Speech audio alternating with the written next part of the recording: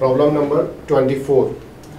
In this problem, it is given that A, B and C are three non-zero vectors which are pairwise non-collinear. If A plus 3B is collinear with C, A plus 3B is collinear with C, then A plus 3B equal to lambda times vector C, where lambda is any real number. Therefore, A plus 3B plus 6C equal to lambda plus 6 times vector C. Again, it is given that B plus 2C is collinear with A. If B plus 2C is collinear with A, then B plus 2C will be equal to some mu times vector A, where mu is some real number. In this case, again A plus 3B plus 6C equal to 3 mu plus 1 into vector A. इस equation में हमने क्या किया, इसको 3 से multiply कर लिया और दोनों साइड्स में वेक्टर ए ऐड कर दिया, तो इक्वेशन सेकंड हमें मिल गई. From equation 1 and 2, lambda plus 6 times C equal to 3 mu plus 1 times vector A.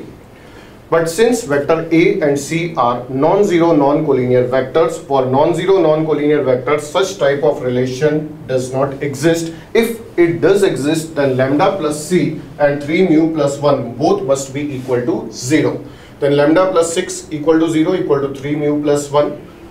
From this, lambda equal to minus 6 and mu equal to minus 1 upon 3. Substituting the value of lambda equal to minus 6 or mu equal to minus 1 upon 3 in equation 1 or 2, we get A plus 3B plus 6C equal to 0 vector. Therefore, answer is fourth option, 0 vector. 25. The lines x plus y equal to mod a and ax minus y equal to 1 intersects each other in the first quadrant. Then the set of all possible values of a in the interval. इसके हम तीन case बना लेते हैं. Since it is given that इसमें mod a दे रखा है, तो इसके लिए तीन केस बना लेते हैं. a greater than 0, a equal to 0 and a less than 0.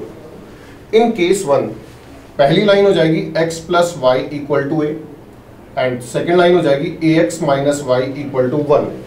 Solving these two lines, we get x equal to 1 and y equal to a minus 1.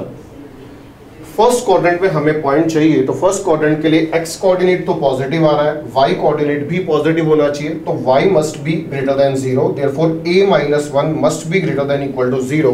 Solve करने पे आता है a ग्रेटर देन 1. केस 2 को consider करें. Let us suppose a equal to 0. a को 0 लिया तो इसमें x plus y equal to 0 पहली लाइन हो जाएगी और x equal to minus 1 second line हो जाएगी, y equal to minus 1 second line हो जाएगी. y equal to minus 1 line को अगर हम ऑब्जर्व करेंगे तो this line is parallel to x axis and it lies below x axis. तो इसका point of intersection first quadrant में आना पॉसिबल नहीं है, तो ये केस वैलिड केस नहीं है हमारे लिए. Case 3, when a less than 0, when a less than 0, x plus y equal to minus a, first equation हो जाएगी, और ax minus y equal to 1 ये सेकंड इक्वेशन हो जाएगी. इस इक्वेशन में हम देखें तो a नेगेटिव है और y का कोफिशिएंट भी नेगेटिव है, तो इसका मतलब इस केस में x इंटरसेप्ट भी नेगेटिव आएगा और y इंटरसेप्ट भी नेगेटिव आएगा. x इंटरसेप्ट और y इंटरसेप्ट दोनों अगर नेगेटिव आएंगे तो ये लाइन फर्स्ट क्वाड्रेंट से कभी भी पास नहीं होगी, तो इन दोनों लाइंस का पॉइंट ऑफ इंटरसेक्शन कभी भी फर्स्ट क्वाड्रेंट में नहीं आएगा. देयरफॉर ये केस भी इनवैलिड है. तीनों केसेस को अगर हम कंसीडर करें तो करेक्ट आंसर हो जाएगा a बिलोंग्स टू 1, इन्फिनिटी.